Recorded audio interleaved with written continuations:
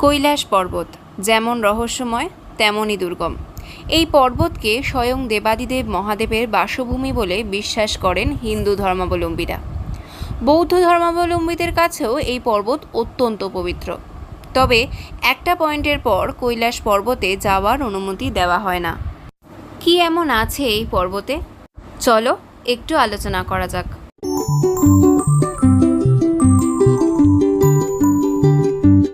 হিন্দু মতে কৈলাস পর্বত স্বয়ং ঈশ্বরের বাসভূমি। মনে করা হয় এখান দিয়েই নাকি স্বর্গে আরোহণের পথ। হিন্দুদের কাছে কৈলাস পর্বতের আকর্ষণ সবচেয়ে বেশি। রহস্যে ঘেরা এই পর্বতের আকর্ষণে যুগ যুগ ধরে মানুষ কৈলাস পর্বতের পদতলে আসেন। রহস্যময় এবং অত্যন্ত দুর্গম এই পর্বত সম্পর্কে এখনও পর্যন্ত অনেক কথা অজানা রয়েছে।